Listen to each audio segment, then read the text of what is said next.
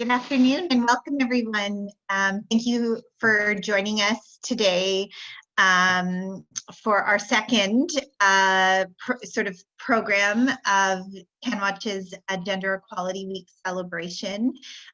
We're offering 2 concurrent lunch and learns right now and are so excited to have you join us for this one, which is really around proposal writing with a gender equality lens.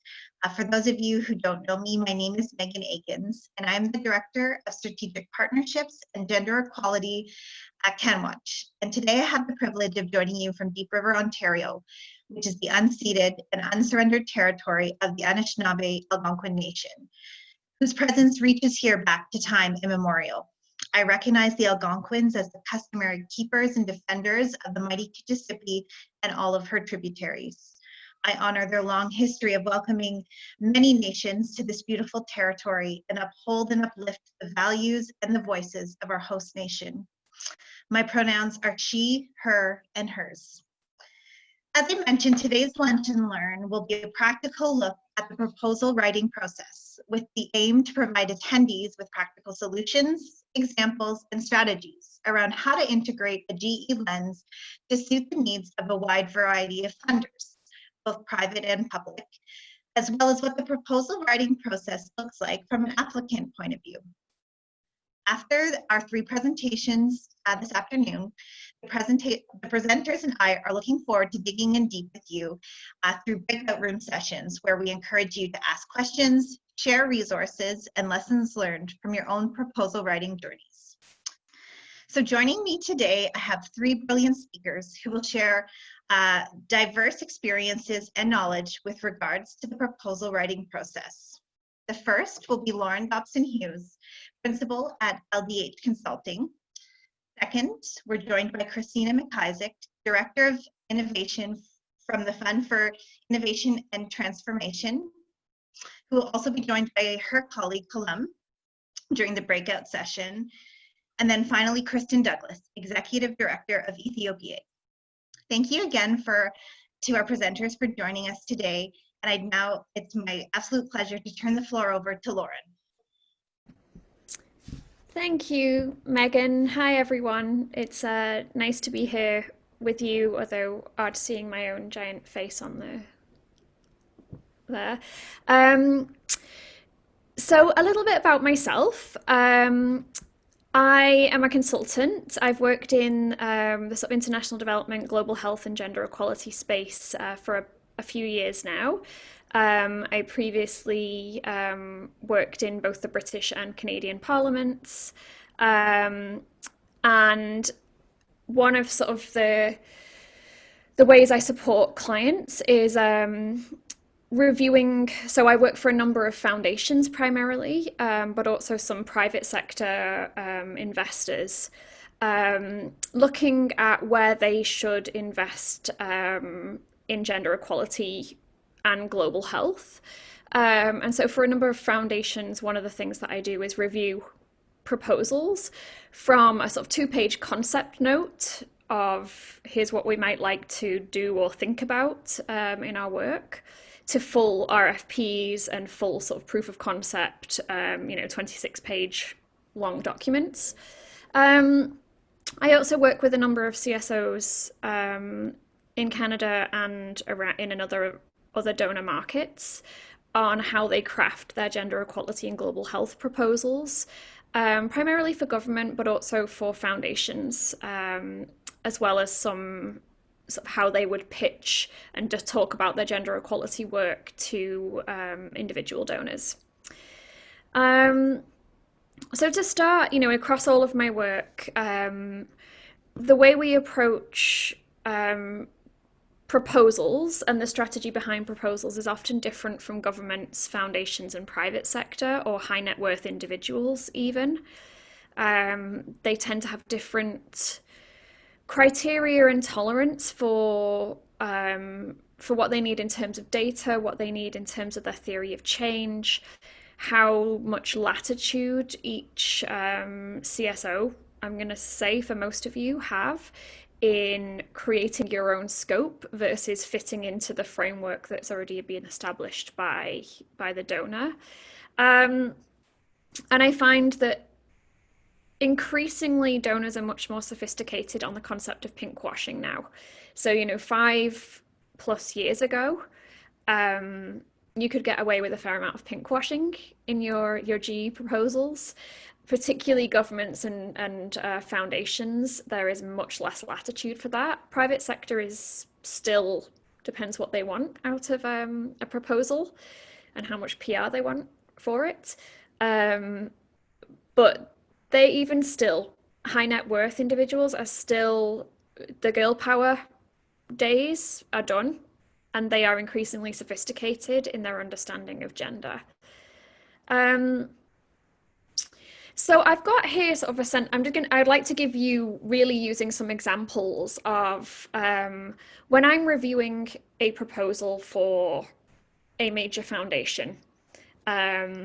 And I review from sort of a small 25K all the way up to a $20 million. And then I was providing input a few weeks ago or for the last while on a very, very large investment. And so I wanted to give you a list of what I look for when I review a proposal. As I'm going through it, what am I circling? What am I red flagging? I try to stay away from the negative things that I'm not looking for, but sometimes that's just how it comes out. So my apologies if this is now going to be a list of things I'm not looking for. But I hope it will give you more of a, rather than the theoretical framework of how to put together your proposal, this will give you some actual practical tips from somebody who reviews these things fairly regularly. So the first thing I'm looking for is not the detail, it is your theory of change. I'm looking for the theoretical framework and the understanding across the whole of your proposal. How does it hang together? So I read it through first in its entirety, not looking for the details and the small pieces, but I'm looking for the flow of the work. I'm looking to see that you understand some key concepts in gender equality. So, like, do you understand gender sensitive versus gender specific? Have you referred to DAC markers? I'll get into this in a sec, but do you understand gender sensitive and gender transformative? And so when I'm looking for your theory of change, I'm looking for how have you described the how? How does your how hang together? Is it evidence-based? Where does it come from? So what are the key factors in your identification of what's the problem? What are the barriers, presumably women face, but sometimes men and boys? And what's your theory for why your intervention works? And what's the evidence to back it up? And I'm looking for both the primary impacts of your project or your work, as well as any secondary or knock-on impacts. So a full kind of holistic scope.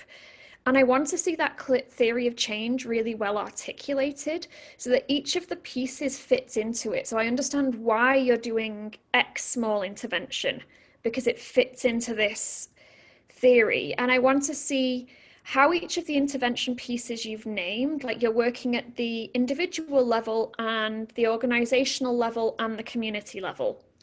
How are each of those levels interacting with each other? Are they siloed? Are they isolated? Do they have a knock-on impact? Is one going to actually negatively impact the other? So I want to see a really well articulated sense of how your how is working. I'm looking for an idea that you understand, gender sensitive versus gender specific. So your DAC markers for gender, principal and significant. And if you don't know what that is, we can go through that in the chat room afterwards or something. And I want to see, I'm looking for realistic ambition on not just the gender sensitive and increasingly, so gender sensitive where you're addressing gender. It's not gender neutral, and that could be at the very small end of the scale. For our health clinic, we know that women can't attend because they have childcare responsibilities. So we've opened a childcare centre attached to our health clinic. Great, that's gender sensitive. You are aware of a gendered barrier. You are sensitive to it. You have addressed it. Gender transformative is using your work to address underlying reasons why there are gendered barriers, to transform gender relationships, gender power, gender norms, and gender cultures. So why are women the primary caregivers in that community? And how can your work actually shift who is the normative caregiver? And so I'm, not all projects can do that, not all projects should do that, but I'm looking for an understanding that you're sophisticated on gender, that you understand that you could go there, that you might want to go there, that there are interventions that could be on the gender transformative side, even if yours isn't. And then I'm looking for, in that theory of change, a move away from pure outputs and towards impact. And this is difficult. It's particularly difficult in gender, where we often measure progress, particularly on those underlying norms, in decades.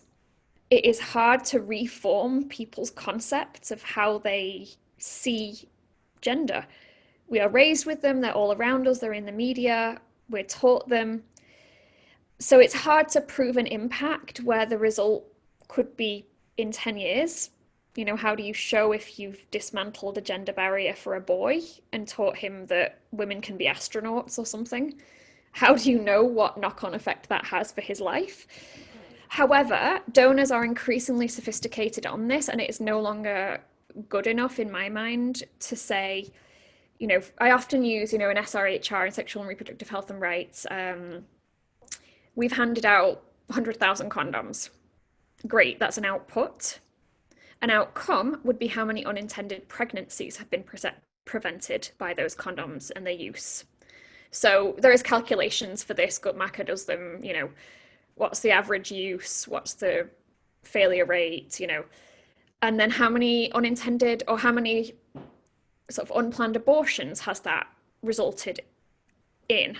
And so you're going to the secondary level with your impact. So the same as you might have number of girls educated or number of girls who've completed 90% of a school year to grade 9. That's an output. What is the impact on that girl's life of having received 90% of her education to grade 9? And so I'm looking, it's very hard, and your M&E teams will tell you this is tough stuff, and not every donor has got this, like nobody's got it right. But I'm looking for that shift away from quite simplistic outcomes, although we still need, obviously, for your M&E and your donor stuff to have your outcomes, towards outputs. So that's kind of the big picture stuff out there, the theoretical, the framework pieces that I'm looking for. And then what I'm looking for in more detail as I go through is nuance. No grayscale, no sweeping statements. Like, I know the stats, you need the stats, please include the stats. But I want a sense that you really get this, that you're immersed in this world. And I know that's an intangible thing, but it's your language, it's the way you describe, it's the thoughtfulness and the level of depth. So I don't want big sweeping statements or gaps in logic.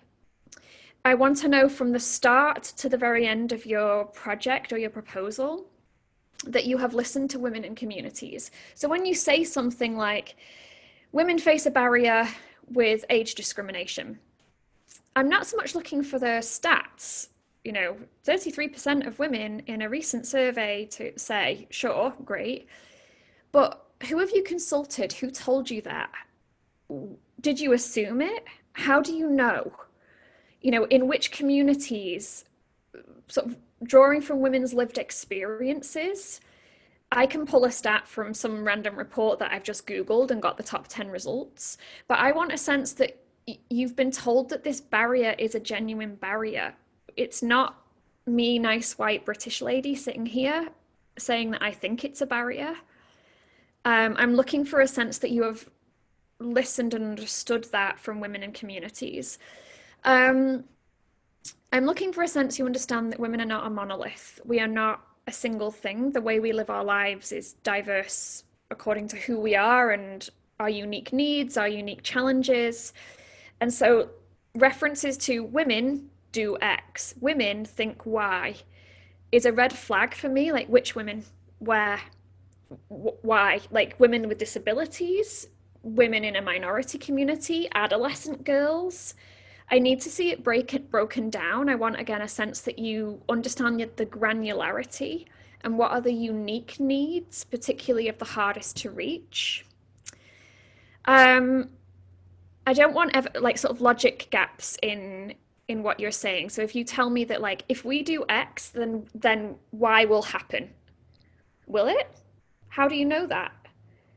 Do women behave like that? Like in terms of if we give women bus tickets, they will take the bus to our clinic. Will they? But what if they don't? You're assuming there that cost is the barrier, and so you've given them bus tickets to take the bus to get to the clinic. But what if the problem is not the cost? What if the problem is the safety of the bus, or that your clinic is at night? So I'm looking for an understanding that, yeah, just these sweeping statements that if we do X, Y will happen. How do you know that? Who has told you? What's your evidence for it? I want some understanding that you have plans for identifying and addressing unintended consequences of your actions. So often we are trialing sometimes, or we are replicating from project in Ghana to project in Indonesia, and they may not be replicable entirely. How are you safeguarding women against unintended consequences? You know, so we know the famous one is that if you increase women's economic empowerment, so how much money they've got, their share of the economy, in the home, that shifts the power balance in the home, and it can and often leads to an increase in domestic violence because you've shifted who is perceived to hold power in the house, and that can be threatening for male partners. I'm looking for things like that. And so as a project I reviewed a few months ago, where it was recruiting women to leadership trainings within their professions.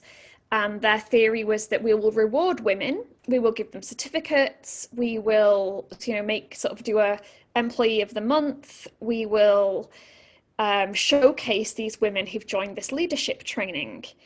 And my response back was, how do you know that they want to be rewarded? What if rewarding women for joining a gender program actually puts them at risk? What if women don't want to join it because the reason they're joining it is their workplace has gender problems, they are being discriminated against, it is sexist, it's dangerous. And so now you've just plastered their face on a billboard saying that they're the woman of the month. And so I'm looking for those unintended consequences. And again, that theory of change piece, like the theory of change there for them was that it would be amazing and a good thing for women to join our training program. And I picked that apart with, how do you know that? What if it isn't? And what if it's actually, they don't want recognition and they want to fly under the radar and they want the skills, but they don't want anyone to know they have taken a gender program. And I want plan Bs as well. What if it doesn't go to plan? How will you know that it has gone awry? So what's your M&E like? And how are you able to monitor in real time if your theory of change has not worked out? And sometimes it won't, and that's fine. You know, when you're doing cutting edge, particularly stuff, or you just work in contexts that are fragile or changeable or with partners who are, I want to know, how will you know if something is broken down and how will you adapt?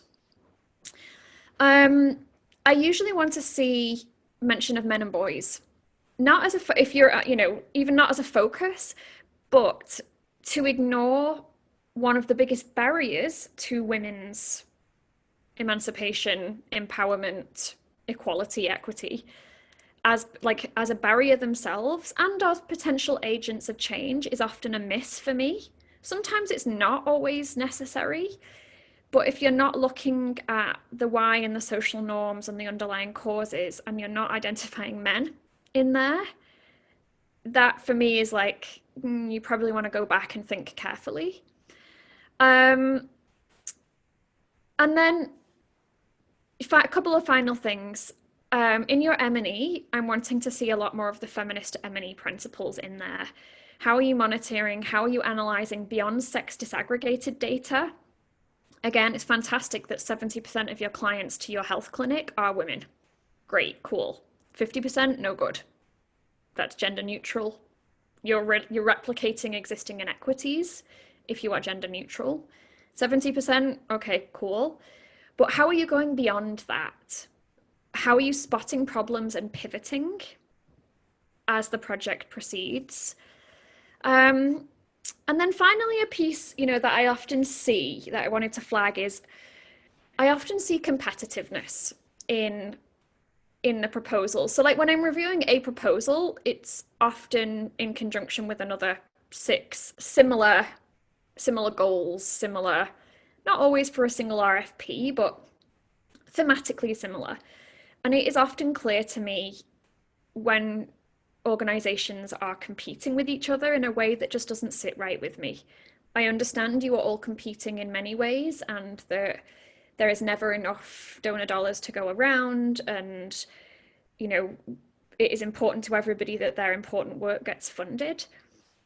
But there is immense value, particularly with feminist reviewers, in knowing your own strengths and weaknesses and partnering where you can't go it alone. Like I have seen a number of places where I have provided feedback, quite substantive feedback on not great proposals in my mind, and then I've seen them been funded elsewhere, and then have seen an RFP for a consultant to do that work. And if you send in a proposal to GAC funds it, and then you have to hire a consultant to do a substantive amount of that RFP, of that proposal, GAC's gonna know. And it's flags that you can't do this. You would have been stronger from the outset, partnering, acknowledging that we do X well, they do X well, and we're gonna partner. Because honestly, I don't like it when I see that really not great, distasteful competitiveness that it comes through in your proposal. So I'll stop there and flip it back to Megan or Aminata, maybe. Thank you. Thank you so much, Lauren. And I am going to turn it over to Christina. Great, thank you. And thanks for the presentation, Lauren. That was very interesting.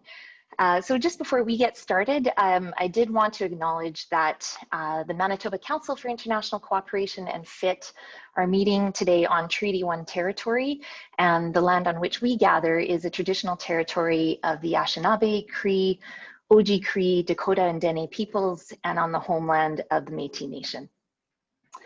So next slide, please. So what is the Fund for Innovation and Transformation? We thought we'd just give a background if organizations aren't familiar with us. FITT is a new national funding and learning program designed to support Canadian small and medium-sized organizations wanting to test innovative solutions in the Global South to advance gender equality. We're an initiative of the Inter-Council Network of Provincial and Regional Councils, and we're funded by Global Affairs Canada.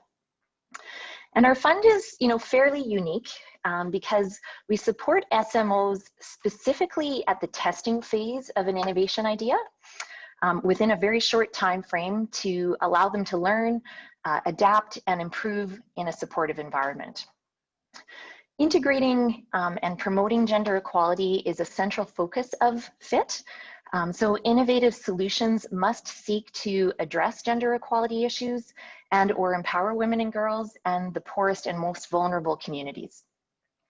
And another interesting component of FITT is our focus on learning and capacity building. Funding participants are actually invited to be a part of a community of practice. They receive one-on-one mentoring from staff based on their needs, and FITT develops learning resources based on the common needs of the group, which will eventually be shared as stories and resources to the greater international development community. So next slide, please.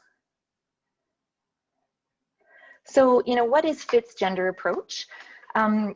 FITT funds organizations that are considered at minimum to be gender responsive, and that's according to our GEM markers that we have listed on our site.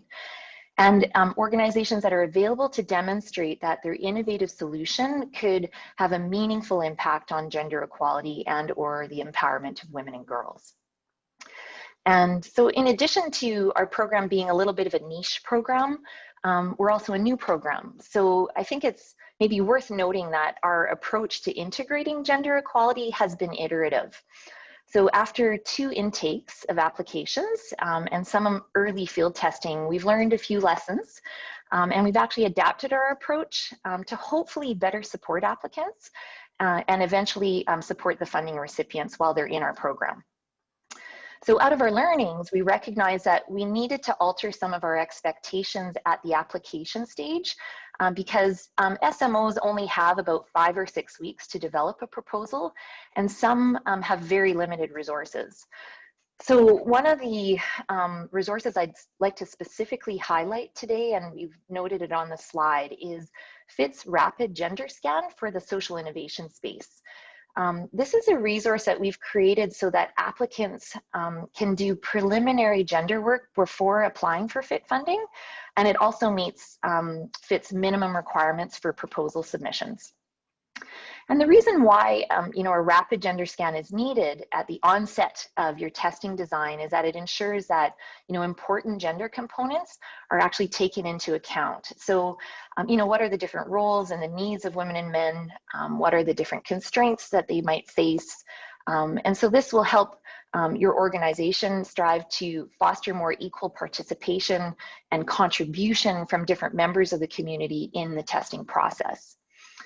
This rapid gender scan resource was intended for a testing environment, and it will support applicants to ensure that gender is taken into account as they start to design and plan their testing. And the information that we're looking for in the rapid gender scan could potentially be helpful for more general funding applications to help you demonstrate that your organization has an understanding of the local context and to help you clearly articulate the potential gender impact of your work. So in addition to this particular resource, we've also developed a gender equality strategy resource, which is more comprehensive than the rapid gender scan, which is the criteria at the proposal stage. And the gender equality strategy resource will help those that are selected for funding develop their gender aspects much more fully and before they start their testing. So these and many other resources are available on our website, and these are hyperlinked in the PowerPoint, so I think it will be shared afterwards and you can also search it from there. So the next slide, please. So, what are some of our expectations? What would we like to see in an application, and particularly as it relates to gender? A funding application is not simply a document that you prepare for a potential funder, but it also should be sort of a guide to your testing plan and your approach. So ideally, gender should inform everything from identifying your solution that you want to test in our case or implement, right into monitoring your testing results. So some of the things that we might look for when reviewing proposals and when organizations actually start their testing work are the following. So we're looking for inclusive approaches to innovation. So how are you involving beneficiaries and the local community in your testing? Have they helped you identify the problem and help you come up with a solution? Are they directly involved in your design? Has their feedback been incorporated, or how are you going to do that? We're also looking for a strong understanding of the local context. So, what are potentially the key challenges and any of the opportunities or risks that are related to gender specifically? What is your organization or the SMO's ability to mainstream gender throughout the testing process? So in all of your design work and planning work, up into your program delivery and project administration. So what does that look like? Do you have a do no harm or an ethical approach to your testing? So in other words, do you have plans to mitigate risks for participants, such as having a strong PSCA policy or a code of ethics? Ideally, we want to understand if your organization is incorporating gender as a lens that informs all aspects of the project, rather than as an afterthought or as a nice to do. But having said this, FITT supports small and medium-sized organizations from many different sectors with very different levels of experience. So we will also look for ways to support organizations by building their capacity should they be selected for funding. So just, given the time, we thought maybe we would try and briefly touch on an area where we see applicants having challenges, and some maybe providing some recommendations and tips based on our experience and priorities as an innovation funder. And then in the breakout room, my colleague Colombe, Fourn, who's our gender expert, will be there with me to help maybe answer specific questions if you have any. Basically, in terms of challenges and recommendations, we want to make sure, we would suggest that you try and make sure you meet the program requirements. So, to give you an example of this, FITT asks SMOs to include a PSEA with your submission. And so why do we ask for this? So of course, any organization that's receiving GAC funding is now required to have a PSEA. But in our view, it's not only a requirement, it's considered good practice. So having a policy for the prevention of sexual exploitation and abuse helps to create, a safe space so that vulnerable people can truly participate in this work and truly contribute to the innovation and testing without fear for their safety or having any additional pressures for being involved. So what are some of the challenges we've seen in proposal submissions and as part of applications? We sometimes see that policies haven't actually been thought through yet. So organizations can sometimes struggle to explain how their PSEA will be integrated into the project so that everyone touching the project can actually understand it or know how to use it. So in other words, the policy might have been developed, but there hasn't been any thought put into how to manage it. So some recommendations out of this idea is, just to demonstrate in your submission that, you might have worked with a local partner or that you'll be working with a local partner to ensure that the policy is translated and that participants are very aware of the policy and clearly understand how they can respond or report to any issues, and that the systems put into place don't put participants into any further risk. Another recommendation, if you don't know where to start in developing a policy before you submit, there are also free resources available. So for instance, ACAC, the Quebec Association, has some templates of policies and of code of conducts that can help you meet sector standards. And at the end of the day, when you have a well-explained policy, it also shows the funding organization that you're not just checking a box, but it will, that you're seeing it as a way to help you perform effective and ethical work. So next slide. So as I mentioned, we'll hopefully be able to answer any questions in the breakout session today with my colleague Colombe. I did want to just remind you that the FITT website has gender resources available and would suggest that you sign up for the program updates and follow us on social media to access some of these. We also will be participating in some gender events that could be of interest to the people participating today. Spur Change is hosting a gender learning series this fall, including a workshop on October 14th where FITT will be presenting on our rapid gender scan in a lot more detail, and we'll be hosting, in addition to that, some micro-learning webinars on gender over the course of the fall. So thank you very much. We'll look forward to connecting in the breakout room, and I'll pass the torch. Thank you so much for that, Christina. And as Aaron mentioned in the chat, all of the resources that were hyperlinked in that PowerPoint presentation will be included in a follow-up email to all of the registered participants in today's session. Now I'm so delighted to turn it over to you, Kristin. Thank you so much, and thank you, Lauren and Christina, for such an amazing presentation. Lauren, some of the questions that you were asking throughout the proposal writing process. I can picture that as I'm writing, and I wish that you were there to ask me all those questions as I'm writing. And Christina, the tools and recommendations that you had were awesome. So thank you so much.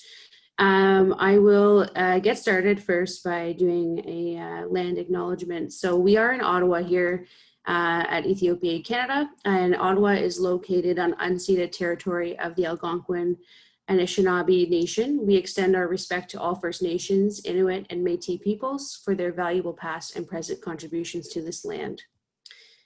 So on that note, we will get started. I'm Kristin Douglas, the Executive Director of Ethiopiaid Canada. We are very small, very grassroots. It's just myself and another staff. So, you know, we're not experts by any means, but we did win some GAC funding last year. So we're pretty excited about that. We submitted a preliminary proposal in 2017. Then we were asked to submit a full proposal in 2018. And in 2019, actually on April Fools, they told us that we were successful in getting the funds. So it's been an interesting journey from there. And I'd love to share some tips on navigating the proposal writing process as an SMO, sharing some strategies and best practices, and how to incorporate a gender equality lens. Next slide, please. So there are two ways of applying for GAC funding. One is through a call for proposals, and then the other is through an unsolicited proposal. Next slide, please. So I'll share a little bit about what we did. As an SMO, we felt we had a better chance to apply under a call for proposals rather than through an unsolicited proposal. I feel this proposal specifically was for SMOs, so I thought, you know, what a perfect opportunity. It seems like a lot of GAC funded NGOs are larger and have more capacity. You know, they have an M&E team, they have a gender expert.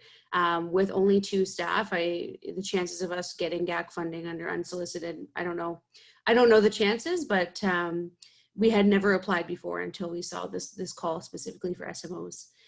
So the next step was making sure that our request was in line with the department's international development priorities. So sexual reproductive health and rights, the feminist international assistance policy, and then the sustainable development goals as well.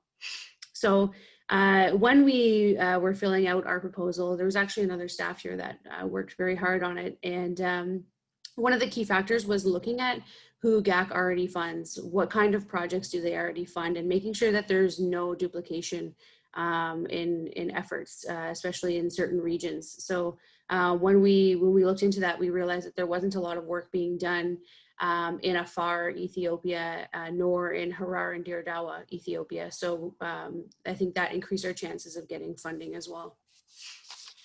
Next slide, please. So some quick steps to applying through a call for proposals.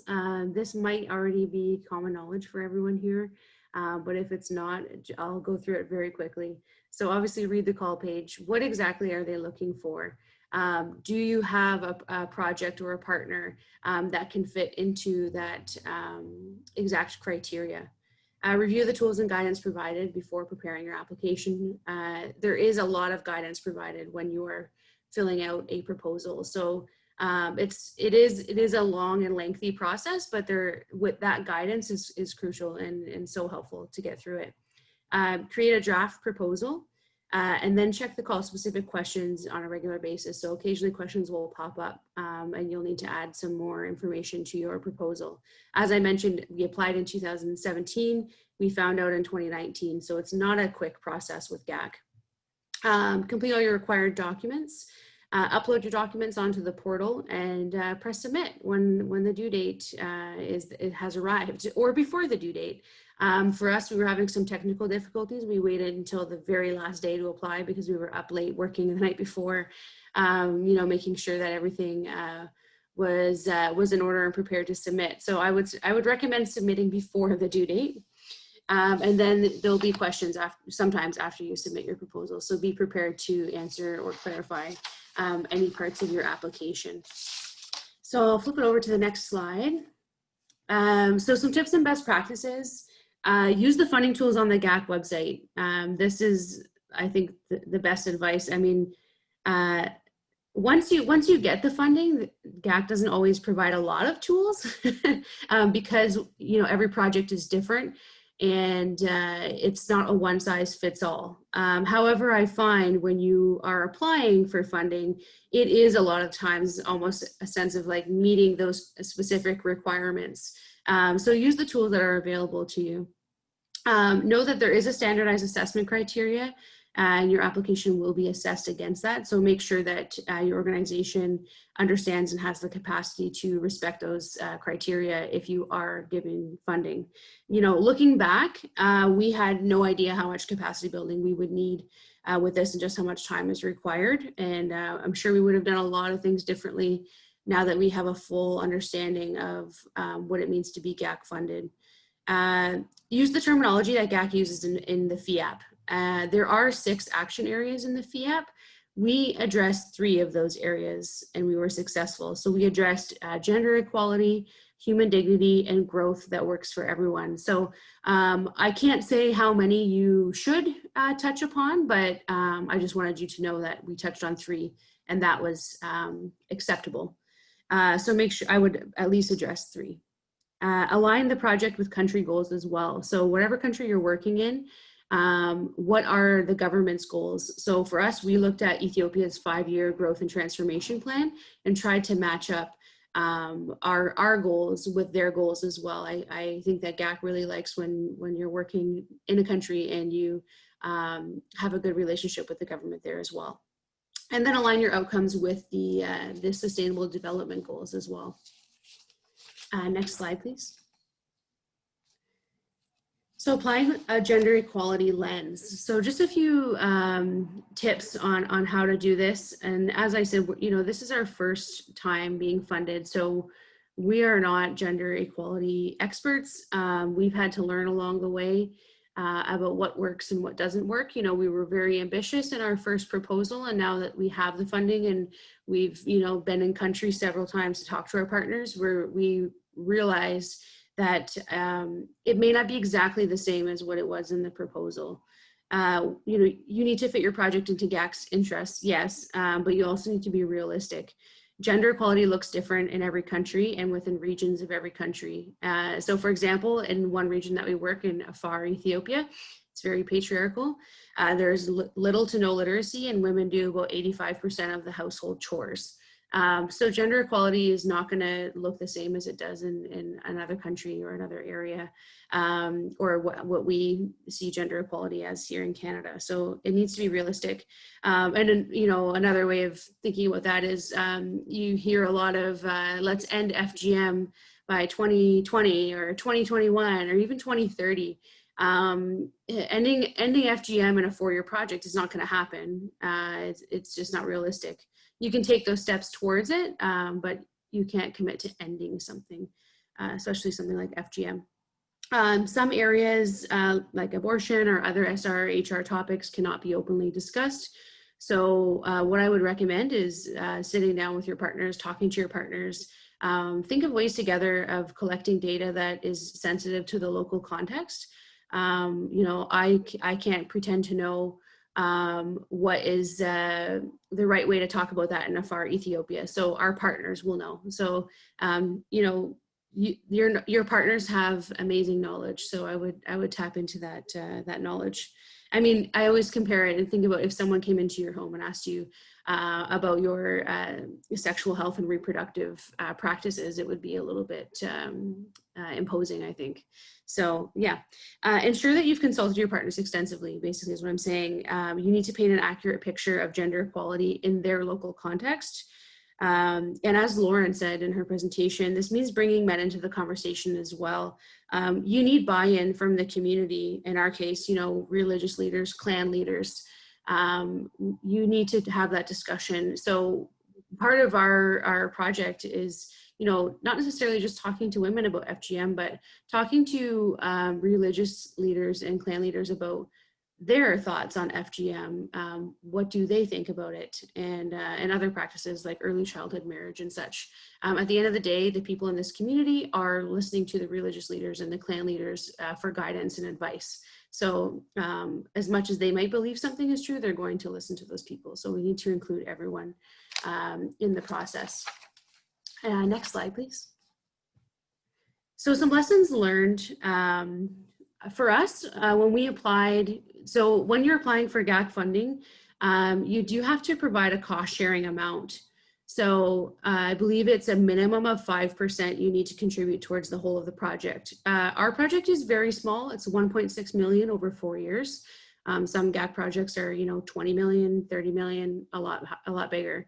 It's still the same work and it's still the same process that you have to go through. But so we, in hopes to be successful in getting the funding, we put that we would contribute 17%, which in retrospect is not realistic. So I would make sure that you're putting a realistic amount for your cost sharing. I don't think that it increases your chances of getting funding if you put a higher cost share, as long as you are above that 5%. I would also say hire a consultant when needed rather than overworking already limited staff. So make sure you have a budget for this. It's gonna cost you a few $1,000s just to write the application, if not more than that. So then you may not get it, right? So you have to make sure that you have money in the budget to get help with the application. And then once you get it, so we did the preliminary proposal, we hired a consultant to look over it. So we did the bulk of the work and then we had someone review it. And thank God, because they were experts, they knew the language, they knew what GAC was looking for. And I think having that expert on hand to look over application really contributed to us getting the funding. Include your board in the process. So if there are any staff changes, the board is familiar with the project proposal. Ethiopiaid Canada has had a lot of turnover in the last few years. So, and I'm realizing now that I'm working on the project with only one other staff, that our board doesn't really know a lot about it. They don't know the ins and outs of the project. They don't, live and breathe the project. They're not immersed in it. So I think that is crucial to success. So we have to do a lot of capacity building for our board because we didn't fill them in sooner. Include your local partners as much as possible. I mean, they are the reason the project exists. They are the ones doing most of the work. I mean, they're really, you have to look to them for everything, really. So they're my leaders, and I look to them for advice and for guidance on how to proceed. So definitely consult them. Unfortunately, now with COVID, you can't visit them, but Zoom chats, things like that, talk to them as much as possible. It does take years to find out if you were successful. So keep in mind that a lot can change in 2 years. The inflation rate in Ethiopia has gone up, for example. So when we submitted our budget in 2018, it's a lot different from the budget that we need now. So there's going to be a lot of back and forth if you're successful with GAC, figuring out those little details that have changed over time. Also, working with 2 partners in 2 regions is very challenging. And looking back, I would have simply asked GAC for funding for 1 partner in 1 region, but it is what it is now, and we're making the best of it. But with 2 different partners, oftentimes you're on 2 different wavelengths, and they're on a different time level. So, like for example, 1 partner is ready for the baseline, the other one is not. So it can be quite challenging to work with 2 partners. So if you are a small organization with limited capacity, I would say try not to do too much. Like, be realistic is the biggest advice that I have. That's all from me. So I guess I will pass it back to Megan. Thanks so much, Kristin, for just a really sort of honest sharing of your experiences, successes, and lessons learned. It's always helpful to hear from both perspectives, both from those who are on one end reading and reviewing proposals, but as well from the end, many of us find ourselves, which is writing the proposals in the hopes of acquiring funding. I hope everyone enjoyed that little trip from room to room. Even, 6 months in, almost, I guess, 7 into this COVID way of working. CanWatch, of course, is a virtual organization, and we've been using these online platforms over the past. We just celebrated our 5th birthday, but I'm still amazed every time the technology, especially with a group this large, that it works so seamlessly. I hope you enjoyed and had rich and robust discussions. I know in the breakout room I was a part of, it was just it's so nice to be able to get into those small groups and really dig in to the subject matter at hand. Before we sort of formally wrap up, I also wanted to give an opportunity one last time if there's any participants or presenters on the line who wanted to ask. We probably have time for 1 or 2 questions in plenary. And of course, this discussion is one I think that is ongoing. CanWatch certainly looks forward to continuing to share resources and information and insights on how to write proposals and project designs from with a gendered perspective. I'm not seeing any hands raised. So with that, I just want to thank all of you so very much for joining us today. I hope it was insightful and informative, that also provided you with some really practical resources and solutions to help support you on the proposal writing journey that so many of us find ourselves on. This session actually wraps up the first day of CanWatch's Gender Equality Week 2020 programming, although we still have another full day of programming tomorrow. So Erin, maybe I could just ask you to share a link in the chat, but we have some really exciting sessions, and one just I thought that I would give a special shout out to at 11 o'clock tomorrow morning. We're going to be having an In the Hot Seat panel discussion, which will feature Minister Karina Gould, along with representatives from Oxfam Canada, the Equality Fund, Grand Challenges Canada, to really do a deep dive into feminist programming, what it means for Canada to be a global health leader and a feminist funder. So encourage all of you, if you have some time tomorrow, to register and join us there. And just thank you all again so very much. A special thank you to our presenters. It was so wonderful to have your, really candid thoughts and knowledge and sharings today. It was vastly rich for me, and so thank you so very much, and thanks to all of the participants. And I'm seeing in the chat we could have used more time, and I agree, it would be so wonderful to just have these kinds of conversations over a cup of coffee. I encourage you all to do so. Don't hesitate to reach out to members of our team at CanWatch anytime. Wishing you all a very, very happy Gender Equality Week. Talk to you soon. Thank you.